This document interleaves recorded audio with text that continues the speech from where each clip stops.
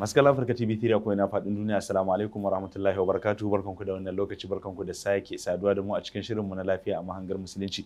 Shirin da yake tattauna matsaloli da ake fama da su na rashin lafiya da kuma ɗora mutane akan shawarwari inda za su kauce ma faɗawa irin waɗannan matsaloli ga waɗanda Allah ya jarabce su da waɗannan cututtuka, kuma to ga hanyoyin da za su bi domin samun sauƙi.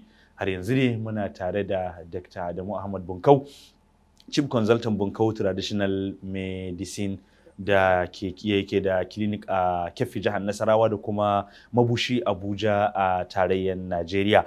In uwa kamar kullum dai mukan sanar cewa idan mutum ya ji wannan shiri namu ya ga kuma yana neman ƙarin bayani, to akwai asibitin dakta da zai kira kai tsaye a namba mai 081 86 49 66 65 da Hausa 081 8679 6665. Za a iya kiran wannan namba domin neman ƙarin bayani. Idan har a illan mutum ta kai a ce ya zo ya ga dakta ne, insha Allahu to za a faɗa mai inda zai zo da kuma lokacin da ya kamata a ganshi. Dakta, muna maka lale marhabin a cikin wannan shiri. Masha Allah, assalamu alaikum wa rahmatullahi. Ina amsawa. Alaikum assalam wa rahmatullahi wa barakatuh.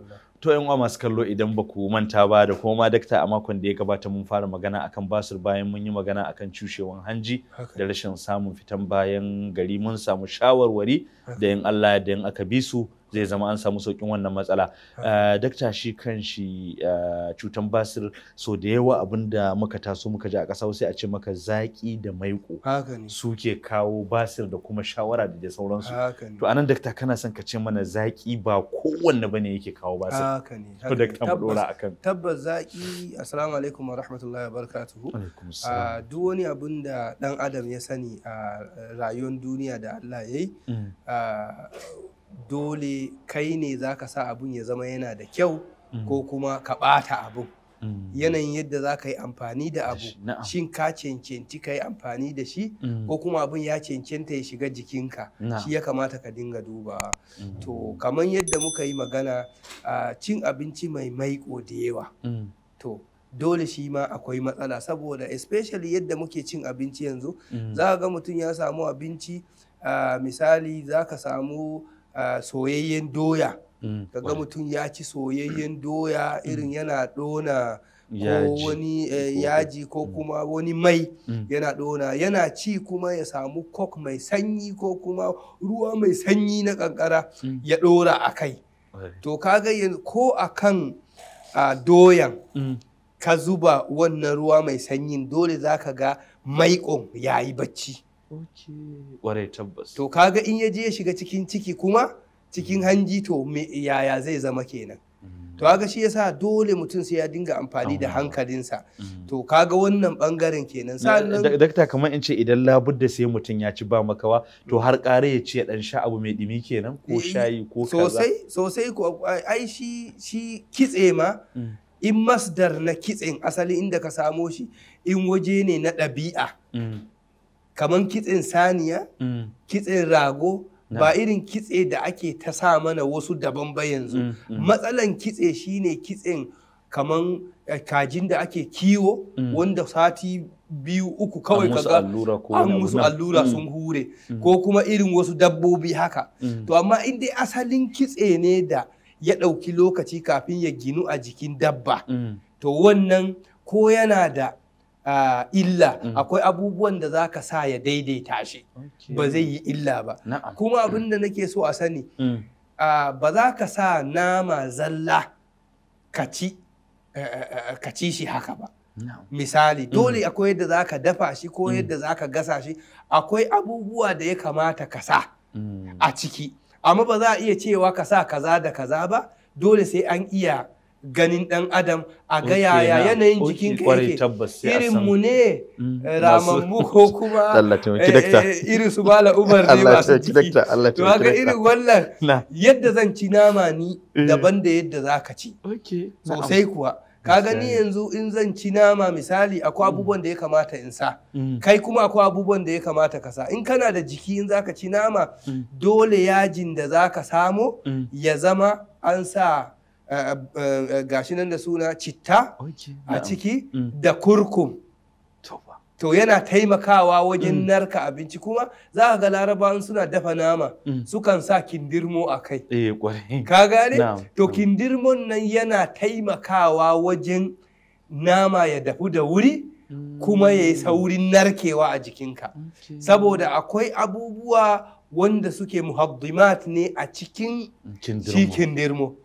To shi yasa kaga ko biryani ko India za su yi wannan biryani lahasuwa ne su Afghan duk suna amfani da shi. To amma mu yanzu ka samu sai dai ka samu gishiri sai kuma ka rafko ka samu naman kawai ka tafaffasa shi kawai ka zo ka ci gaba da ji ko a sa magi sai ya ji. To kuma duk abubuwa ne da in suka shiga cikin jininka to za su je su zama maka matsala irin su gout wasu abubuwa da yawa da ake ta magana a naqras kenan. Kuma baka san yaya yanayin cin naman ya kamata ya zama yadda ba zai kawo maka constipation din ba, baka sani ba. So akwai iyaka da zaka ci nama da lokacin da ya kamata.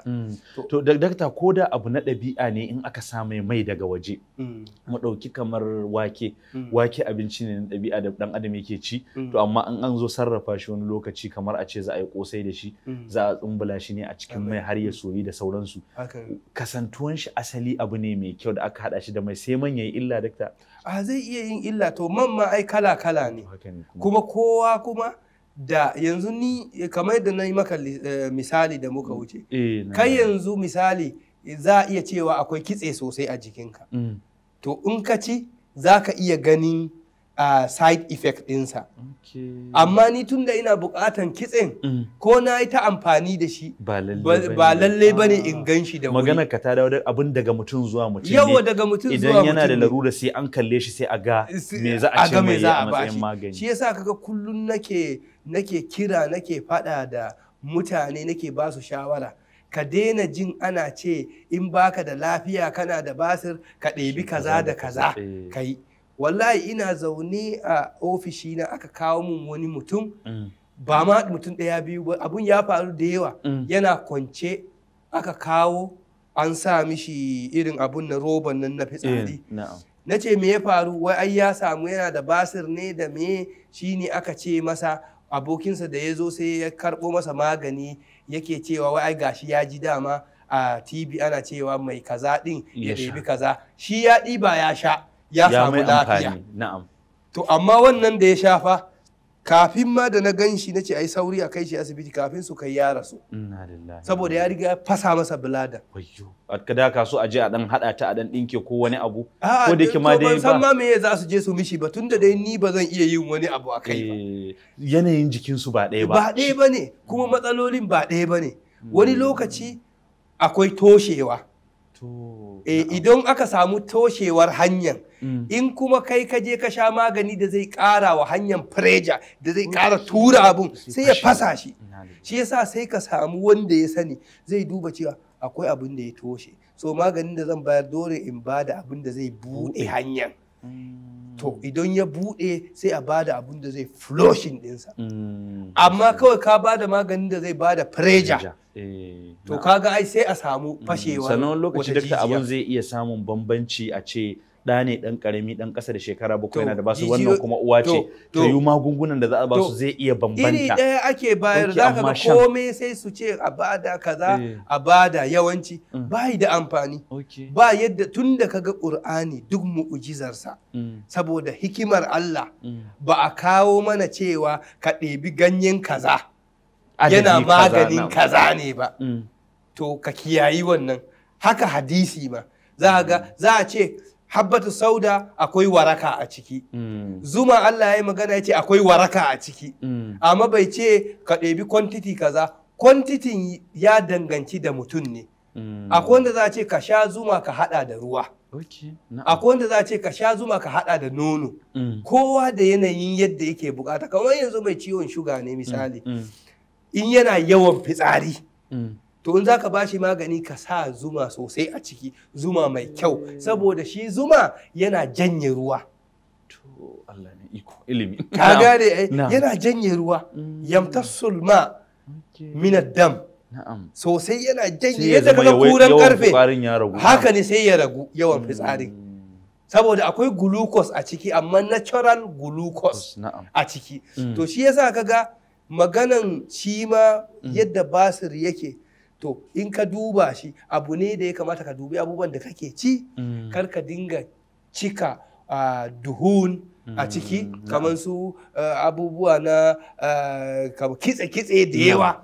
To sai ka yi amfani, ka san yadda za ka yi amfani da shi daidai. Kuma almuhimma ko al'aham, yanzu da yawa mu ba mu san me amfanin kitse ba.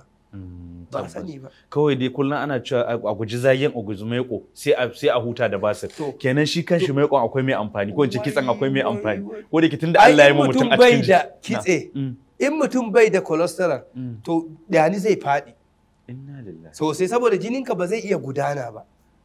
Ai shi yake yaukaka magudanar jini, ya yaukaka jini saboda ya dinga sauri, kuma shi yake ƙara maka energy. Shi yasa kaga hanta take ajiye shi, kuma take kakkarya ta mai da LDL da HDL.